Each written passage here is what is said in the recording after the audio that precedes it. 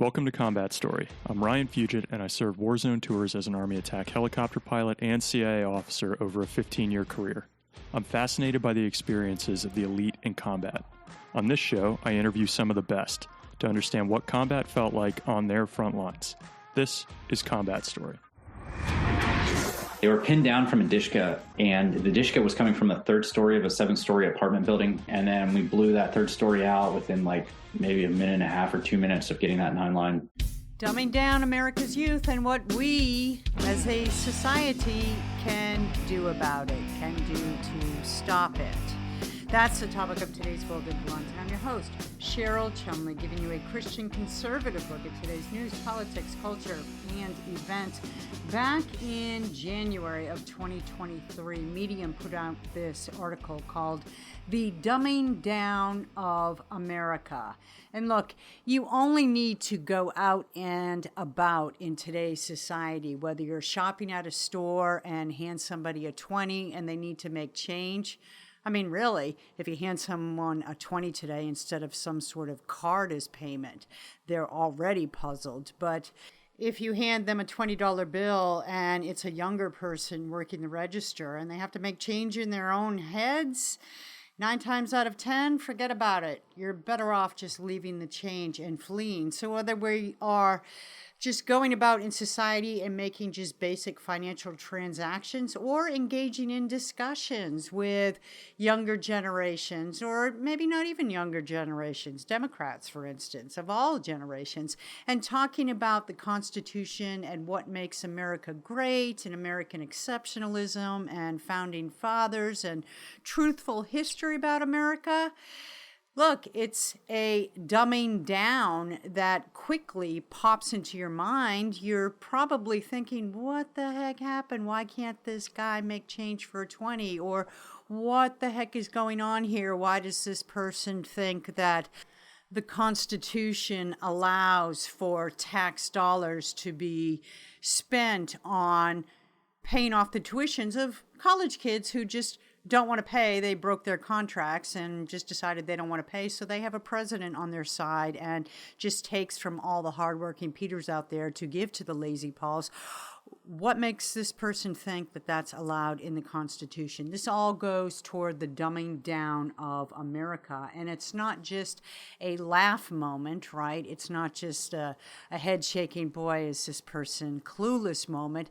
It's really a peril for society.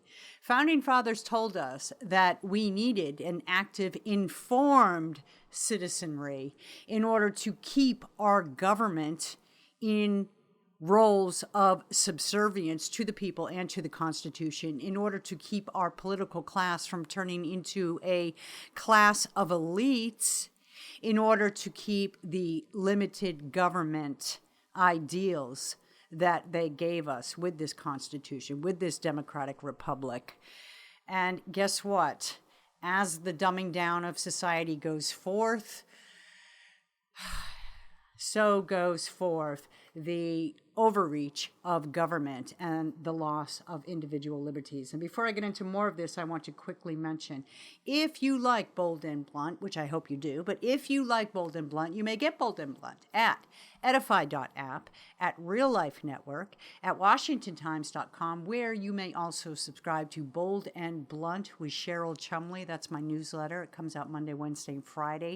It contains my commentaries, my Bold and Blunt podcasts, and whenever I do a video version of Bold and Blunt, you'll get that too, right to your email box. Just go to the newsletter section and enter your email under Bold and Blunt, Cheryl Chumley, and you'll be signed up. But you can also get Bold and Blunt wherever podcasts are available. You know what else you can get wherever books are available?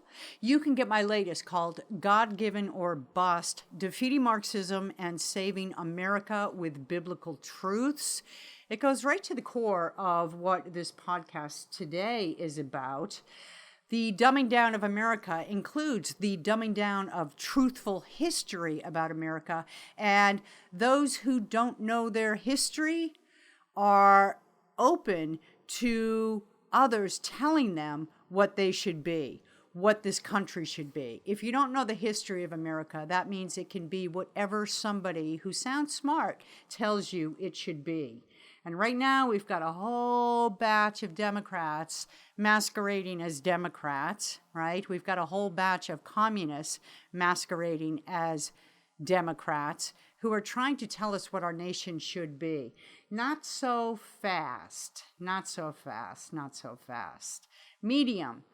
As I said, the dumbing down of America, going to read from this really quickly. There is a common rule in both the writing and the marketing communities that is prevalent. The average American has the reading and comprehension level of an 8th grader.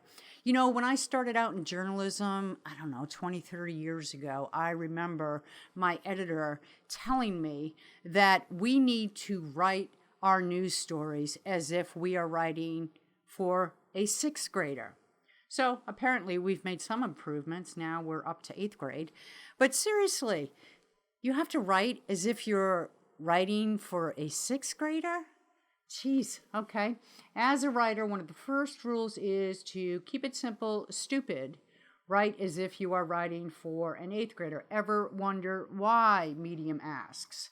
And here we go into the meat of the article. Dumbing down of America. Beginning some 50 to 60 years ago, education in our public schools began to change. The purpose and result was the dumbing down of America. The advent of social media has sped up the process. Oh boy, I can attest to that. Some of the bleep bleep, you know who you are out there on social media who troll me and who write me, and boy, education is not your friend. I can tell you that. Some people think social media is just the perfect opportunity to vent and to get off their chests all the things that they wouldn't dare, not in a million years, dare to say to a person if that person was standing in front of them. So they hide, they go on social media, and they just go low. They go lower than low. They go the lowest that they can go, and then they dig a little deeper. The average educational level, Medium writes, of high school and many college graduates is 8th grade. The rule of thumb for content writers, copywriters, and marketers is to assume you are writing to an 8th grader. I am sure most writers are aware of this. A college education does not alter this fact much. Unbelievable, right? When I attended college, Medium writes, pass-fail was an option saved for gym class. I remember those days. No more. Many college classes today don't even require attendance, let alone grades. The daughter of a friend, I'm reading from Medium again, received her degree without ever receiving a grade in any class. Grading was pitting students against each other, which this college felt was not educational. There's that participation trophy in the school system, right? For $20,000 a year, one could buy a college degree. How quaint, right? For an 8th grader or the equivalent, such colleges were a godsend. It's like Barack Obama calling out, everybody has the right to go to college. Everybody should go to college. Well, what happens when you make that plea, when you make that case, when you make that cause? And then you take tax dollars, or you somehow financially benefit colleges to open the doors wide to anybody and everybody. Well, the standards drop because not everybody has the same level of intelligence. Once again, may I point you to social media. Taking into consideration, Medium writes, we are dealing with an 8th grade level education in the real world. Ponder that some of those elected to positions of power have those same 8th grade levels of education. Not shocking. Not shocking when you listen to some of our political leaders, right? What was that one before that said something about an island tipping over? I forget who it was. I forget what the context was. But I'm clear that the point this congressman was making was too much weight on an island would tip it over. Anyhow, back to this. Ponder that. Ponder some of those elected to positions of power. It does not require an education for this. It requires large sums of money to go into politics, to assume some positions of power, right? Reading from Medium still. Now,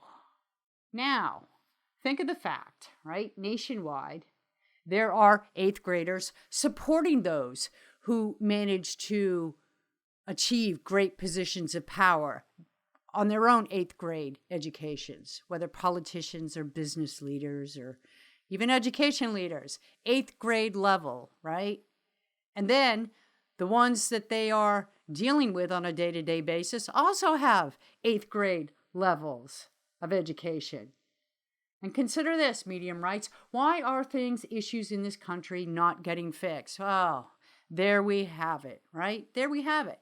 There we have how Democrats, right, get into positions of power because their voting bases are largely the dumbed down of America. They do not critically think. They do not do that cause-effect thing.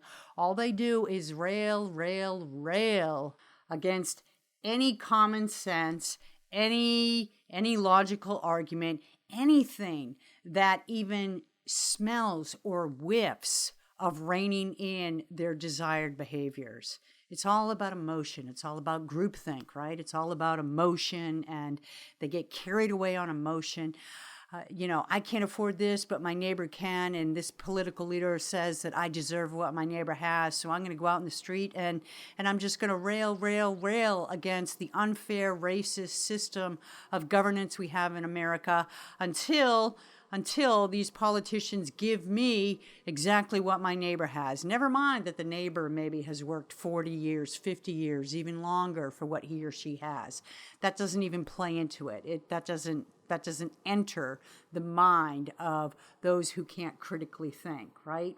And then you combine that, the dumbing down of America with the actual infusion of anti-American rhetoric in the school system, anti-American teachings and courses that degrade the concept of American exceptionalism, and you have a recipe for utter disaster. The White House, the Donald Trump White House, put out January 29th of this year, just days after Trump was inaugurated, a presidential action entitled Ending Radical Indoctrination in K through 12 Schooling. By the authority vested in me as president, blah, blah, blah, it is hereby ordered.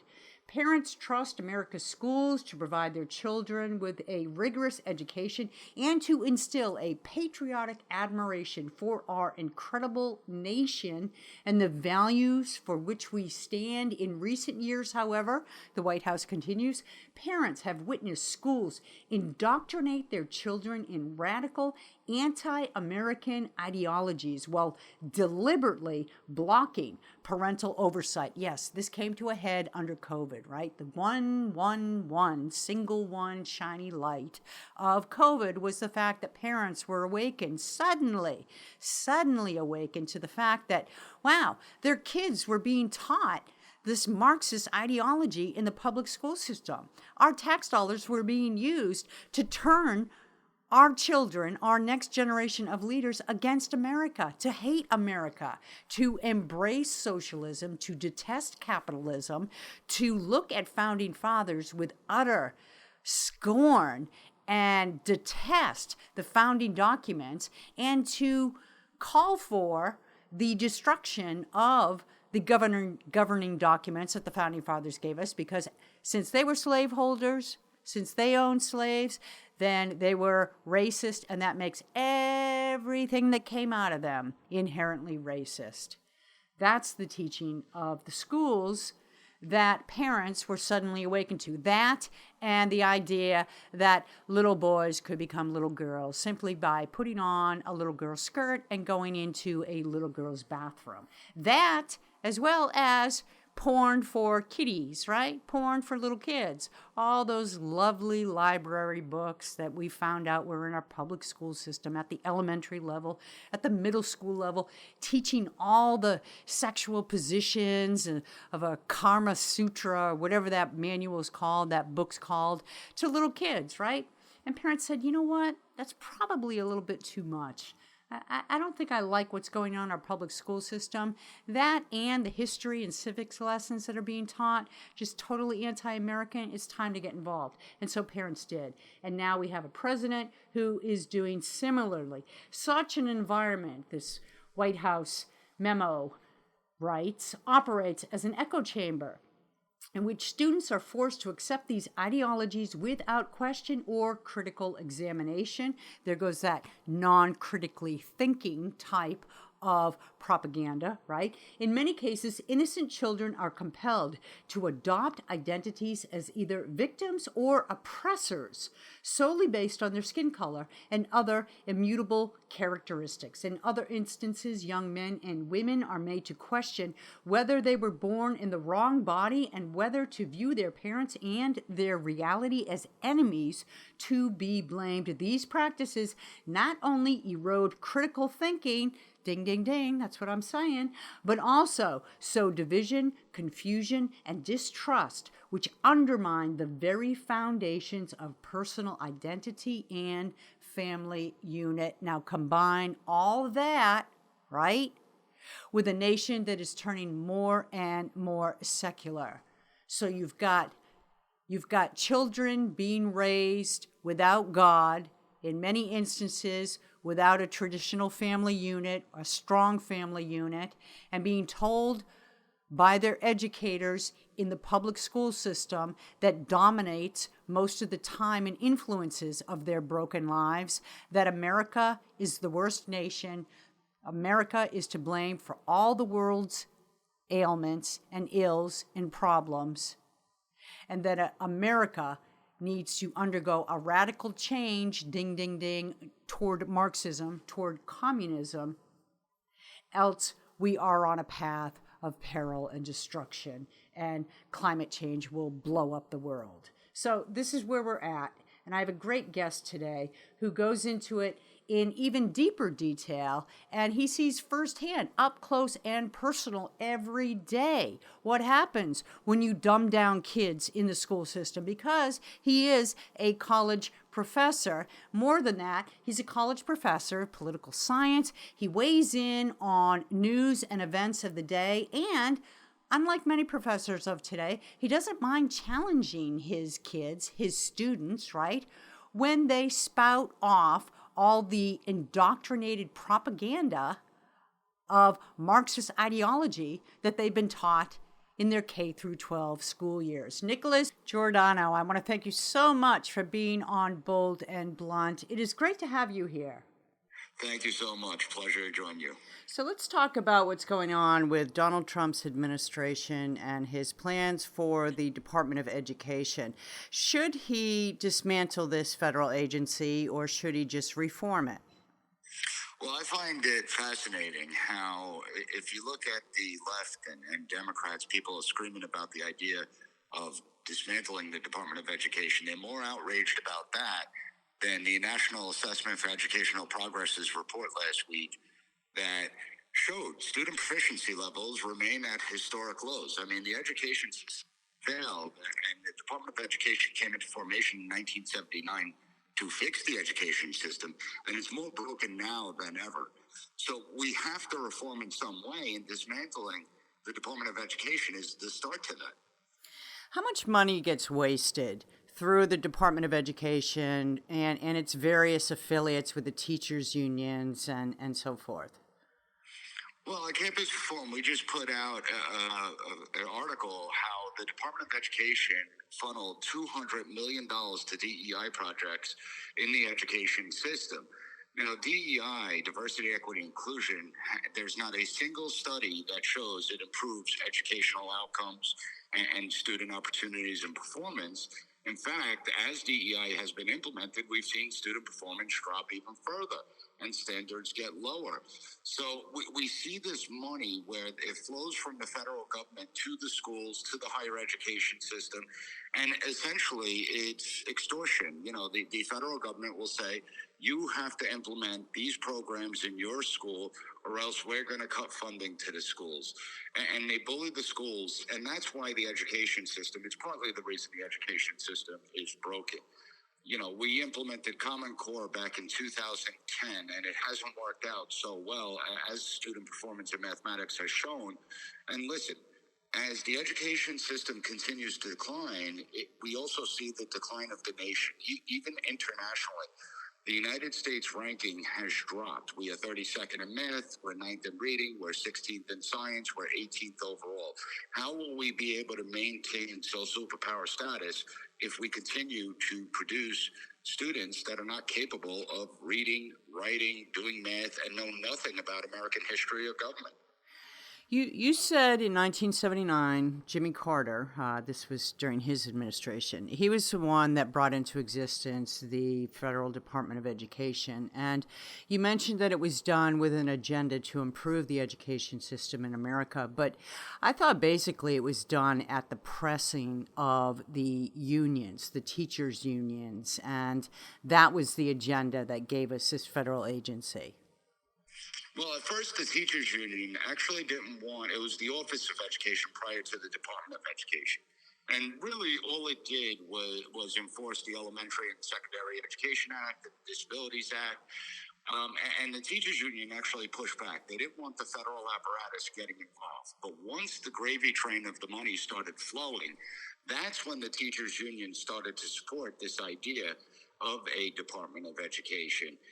And unfortunately, we now see the power that the teachers union has controlling the agenda and essentially holding American students hostage to this failed system. I mean, just look at Randy Weingarten, who came out just the other day complaining and that the Department of Education may be shut down.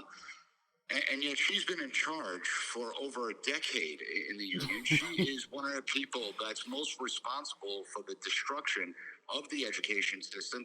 In fact, she did more damage by keeping schools closed for 2 years, hurting the most vulnerable and at-risk population than any off the top of my head. Do you know, I don't know if you know this off the top of your head or if you'd have to go back and look at data, but at what point did America's education system actually start dropping? So do you know at what point America was tops in the world for public education and then the year it started dropping? Or is it just sort of, did it just sort of morph that way over time? It morphed that way over time, but we could actually pinpoint, if we go back 2 decades ago, that's where we started to see the performance dropping, where students weren't able to read or write compared to their previous cohorts. And I've been in the classroom for 20 years. I've seen this change up front and personal. I started teaching in 2006, and every semester I give my students the citizenship exam. In 2010, there was a dramatic drop-off, and I saw something was going on. Writing abilities were declining, and when you start to dig in, you start to see that early in the 2000s, textbooks were being changed. They were actually being dumbed down. So 12th grade textbooks are written at an 8th or 9th grade level because students can't read at the 12th grade level. The idea of critical thinking was non-existent in our education system. And it really, we started to focus on this idea of STEM, science, technology, engineering, and mathematics, to the detriment of reading, writing, and American history and government, where today only 14% of the student body shows a proficient level of understanding in American history. And it gets even worse because if you look at the state level, it's not just the Department of Education. I want to make that clear. We also need to reform at the state level. In my state of New York, students perform twice below the national average when it comes to proficiency levels. And so New York State, rather than raise the red flag and say, this is tragic, we got to fix this, they decided to redefine what proficiency means. They lowered the standards in order to cover up their failures. We see in Oregon, they have now passed a measure that up until 2029, students do not have to demonstrate proficiency in reading, writing, and math in order to graduate high school. So we're investing $1.4 trillion every year in the K through 12 up through higher education. And what are we getting for the results? Spending that extraordinary amount of taxpayer money. Well, we're getting failure. We're treating we say the students of today are the leaders of tomorrow. Well, we're not treating them that way. And if we're not producing capable students and they do become the leaders of tomorrow, what does that say about our future?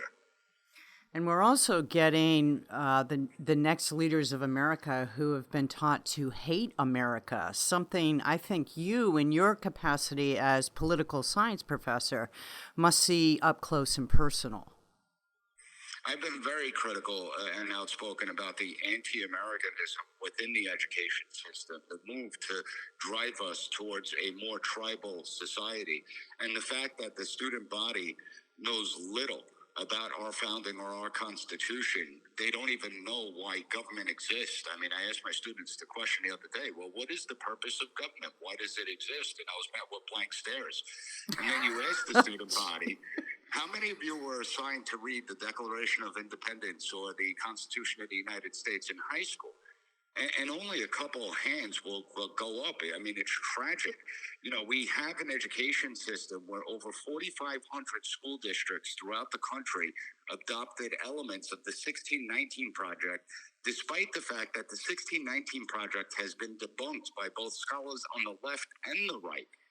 And yet they're teaching this false history that America was founded on the concept of slavery, that America is a racist and evil country, that it's institutionalized discrimination within the system.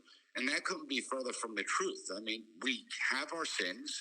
We readily admit our sins. We're one of the few countries that actually teaches students more about our sins than our founding, and it really is remarkable. And yes, you cannot have an entire generation that's taught to despise a country ultimately end up leading that country. That's not really a good recipe for success. Do you see any link or any correlation between the breakdown of traditional family unit and solid family unit in America and the degradation of our education system? Well, Cheryl, you're bringing up a great point. And so we have to look at this from two different aspects. There's the aspect of the Department of Education and state governments and curriculums and standards where we can change that. We can legislate changes and fix that problem. But then you go to the family aspect, and over 50% of households today are born into single-parent households. We've seen the destruction of the nuclear family. And we all know that, you know, households that don't have two parents in it, the children are much less likely to succeed when it comes to education. And that's a big problem that we need to correct. But it's even with two-parent households. We live in different times where both parents are working. And they get home and the kids get home, and then the parents have to cook. They have to, you know, take care of the kids and clean up and maybe give the children baths. By the time they're done, they're not going to want to sit with their kids and do the homework and figure out what they learned. You know, the parents since the 1990s thought the education system was operating in good faith. And it wasn't until the coronavirus that they realized something much worse was going on. It wasn't about education anymore. It was more about instilling activism in the student body and indoctrinating them. And parents need to wake up. So, yeah, the household has had a big impact on the education system. That speaks to our culture. And you can't legislate that parents have to sit with their children and do homework. You can't legislate that kids must put away their phones when they're reading. You can't force the student body to read. You can't force children to read at home. And that's where the parents come in. So the cultural problem is a much more difficult problem to fix. And then let's face it, it's also because we walked away from faith. I mean, the pews have gone empty. And so we're seeing the moral decay of our society, and the standards continue to drop. So there's really no quick solution here. I mean, the political answer, just taking care of the Federal Department of Education, is just one very small cog in this wheel, correct? That is correct. And again, I think that on the legislative side, there are certain aspects we could fix. We could strengthen curriculums. We could change the focus of what students are learning about. We could implement that discipline, manners need to be brought back into the curriculum, what our education system was initially founded on. But it only goes so far.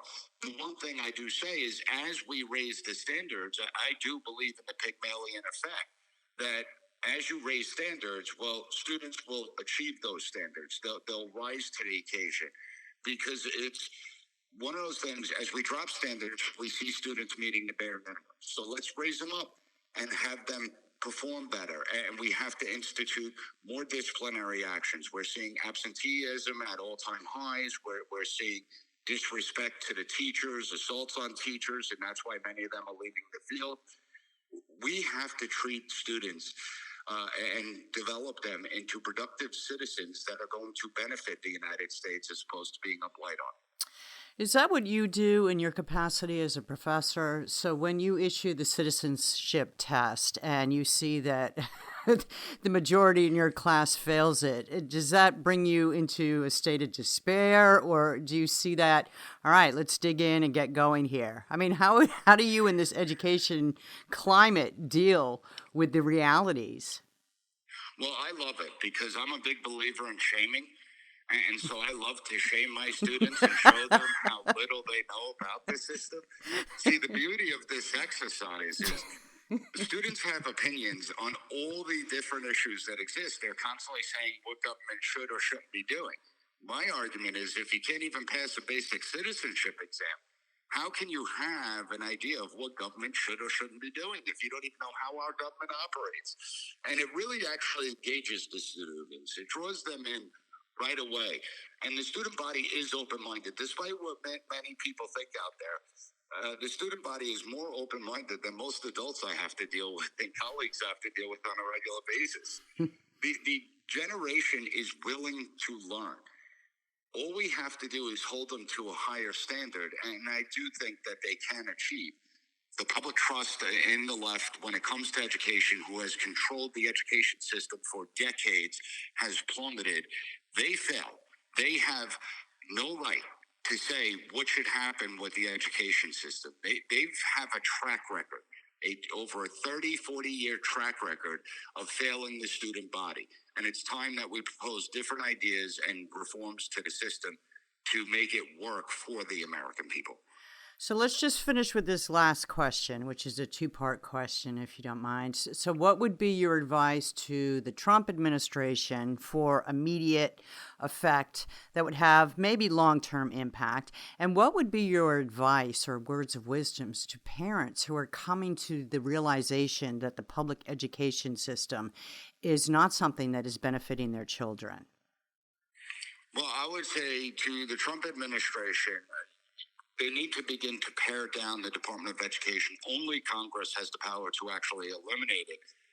But one of the things, whether we call it the Department of Education, whether it goes back to the Office of Education, the main thing that this department should do is foster a pro-American curriculum. Okay, why it's important to understand the country that we're living in. They could still do Pell Grants, but they need to get out of the way.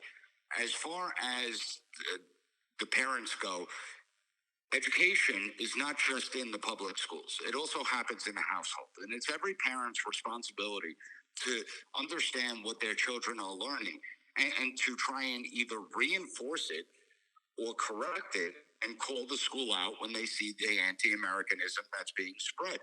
I think that parents need to recognize homeschooling and private schools are great options, but at the same time, we have to recognize that the vast majority of the student body is going to go through a public education system.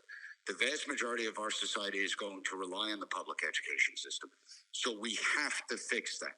We can't ignore it. You could give your child the best education in the world, but if we have a failed public education system and the country collapses, the education you gave your child is going to be useless.